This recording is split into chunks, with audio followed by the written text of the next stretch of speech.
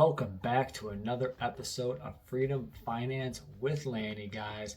Coming back at you with a nice quick video here because I get a question a lot on X, on email, and just through friends, coworkers, and people that I know. The big question they always ask me is when do you sell a stock? As a long-term dividend investor, somebody who's supposed to buy and hold, Lanny, do you sell stocks? And if so, why? What makes you want to sell a stock? And, I wanted to kind of cover that topic here, especially as a buy and hold investor, because I think there are probably a lot of you out there that are also buy and hold investors, guys. Everybody that's trying to, get to financial freedom in some way, shape, or form. And you might come across a decision point where you might want to sell a stock, obviously taking out emergencies here where you might need access to liquidity or capital or cash. But when would you want to sell a stock from just an investing standpoint, guys? So just like personal finance, I'm going to cover the reasons why I would sell a stock, because maybe it'll help you in your decision making here, guys. Oh, it's Sunday, so grab your favorite beverage, your beer, your wine, your liquor, get that coffee, that espresso, because you're Italian this weekend, baby. And let's dive into what would make me sell a stock. Let's dive in.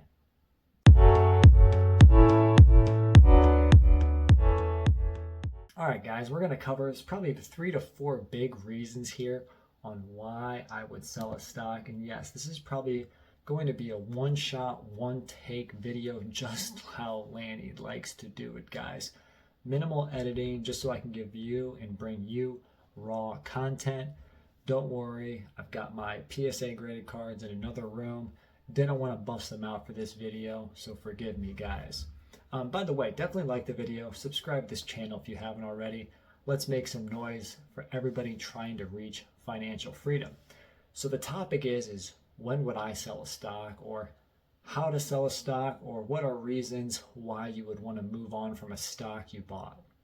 And, I've been an investor, again, 15 years, and high level, my investing plan is to build a dividend growth portfolio to create this ever-growing passive income stream in financial freedom, and to reach financial freedom with this main passive income stream.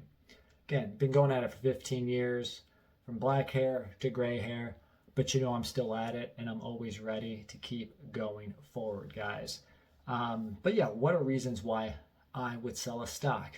Again, I'm a dividend growth investor, and every stock purchase I make, every stock I buy, every stock that I put my cash into, hard-earned cash. I'm not just opening a mailbox saying, what do I do with my $5,000 this month or this quarter? This is money that I'm working hard to earn, whether that's my job, side hustling, selling items online. You guys know the drill that this guy goes through to bring in cash. I don't just want to throw it out at the wind. So I spend a lot of time researching stocks and spend many different ways to try to make sure that this is an investment that fits my dividend growth criteria. So, first reason what would make me want to sell a stock is they cut their dividend.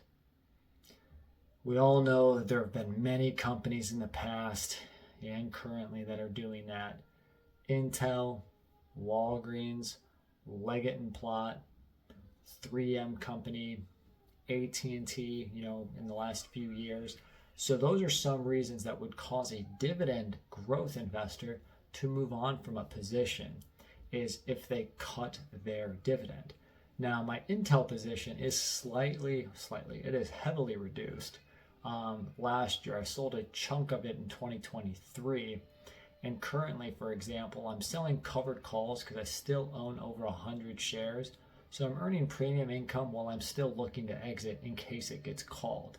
So that is an example. Another example is 3M Company. They spun off Solventum, got through their lawsuits, and then they had to right-size their dividend after the spin-off of Solventum. Sold Solventum, we'll get into that. But 3M is now on my chopping block because they reduced the dividend for 3M shareholders. Fool me once, okay. Fool me twice, though. You better watch out. You got an Italian over here that owns your stock. So those are some examples of why you would want to move on from a position, because it doesn't put the growth into dividend growth investor. As an example number 2, or reason number 2 is, this is going to be maybe a head scratcher, or maybe it'll make a lot of sense to you, is the spin-off companies. Reason number 2 why I would sell a company is it was a spin-off. So say if you bought Visa stock, this is just hypothetical, and Visa says, hey, we're spinning off our marketing to a new publicly traded company, and they're not going to pay a dividend, and the reason why they sell it is because they could probably get more of a return on that business by selling out that company to another public offering or giving shareholders the shares, right? Because there could be a drag on Visa's earnings, or maybe it's not part of their core business. So why would I want to own that marketing company? Because I like Visa, the payment processor. So I typically want to, and will be doing going forward, more than likely selling all spin-off companies. My recent examples of me actually doing that is Solventum from 3M. Should have sold it right away, but I didn't. That was another lesson learned. Warner Brothers Discovery, I'm going to probably sell again. Shame on me for not doing it right away. These are, again, investing lessons I'm trying to tell you guys out there on things that I've gotten burned by. Haleon from Glasgow, great company. But again, the spinoff was actually a smaller position as well for me. So we'll get into that. But again, it was a spinoff, so I sold them. Knife River Corp from MDU Resources, sold them. So again, I've been trying to get rid of a lot of the spinoff companies because that's not who I inherently wanted to buy when I bought that first company or that first investment. So just keep that in mind. So that was reason number 2. Again, spinoffs is a reason why I would sell a stock. So just again, keep that in your feather cap. Next is the combination. So as a dividend investor, we kind of have dividend yield and dividend growth, and I like a good factor. When you add the yield and you add the growth rates together, I like a good 8% plus, preferably 9% plus. So if there's been a 1 or 2 year trend where the growth plus the yield doesn't equal that for a company, that's okay. But if it's the whole time I've owned the stock, maybe they used to have it and then 5 years later, they just haven't had dividend growth, or they had dividend growth, but it's in the 1 to 3% range, and the yield is also in the 1 to 3% range. So you're really getting a very slowly growing passive income stream. Now, if there's been some significant stock price appreciation, that's one thing. But when there's not stock price appreciation and the yield is low and the dividend growth is low, you don't have room in this guy's portfolio. One of the recent examples of that is when I sold MDU Resources. For as long as I owned them, stock price appreciation wasn't there. Granted, they did spin off Knife River Corp, which I sold. But for many years, as I owned MDU Resources, the dividend growth was also very tight and slow, and the yield was also slow. So I exited that stock because it didn't match the dividend growth, the overall passive income machine that I wanted to build. So that would be another reason why I would sell a stock. As another, so when you actually think about it, the first reason being they cut their dividend, doesn't follow my strategy. The second reason, a spinoff, not the stock I bought. Third, the dividend yield and dividend growth combined doesn't fit my dividend growth portfolio strategy. So really it's all about, does it fit what you're trying to do? Now, the last reason that I would sell a stock would be after a long time investing in, say, your positions become all $1,000 plus positions, or maybe your baseline now is $5,000 and plus. I had some smaller stock positions as well in my portfolio that were $300, $400, $200. And if you have no plans to add to them, do you really want to hang on to another ticker symbol in your portfolio or one that you're not really monitoring that well. Maybe you bought them when you were younger, but you never added to them. They never grew from appreciation.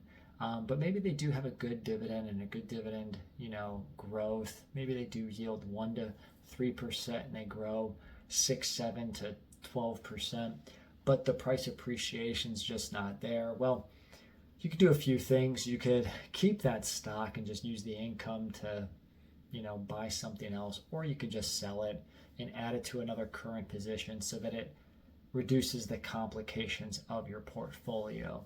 Again, being somebody who owns, too many stocks that I don't even want to say it again on this video, over 60, I've been looking to simplify the portfolio, and those would be reasons to exit a stock is, if the stock position is just very small with no intentions to adding again. And maybe you want to offset some of the gains that hopefully you have against maybe some losses from some of the sales you had. So, again, maybe there are other tax reasons to sell, but I usually don't make tax reasons the reason to sell a stock, if that makes sense, guys. So those were the 4 reasons, again, really quick. 1, they cut their dividend. 2, they were a spinoff.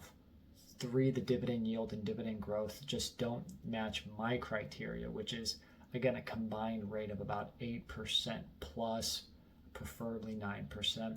Or 4, it's just a small stock position in the portfolio, and it would be one less ticker that I have to watch, monitor, read press releases, 10Ks and 10Qs, guys. So let me know what would make you sell a stock out there. Curious on your investing philosophy, strategy, and plans, guys. Again, like the video, subscribe to this channel, and I'll catch you guys on the next one.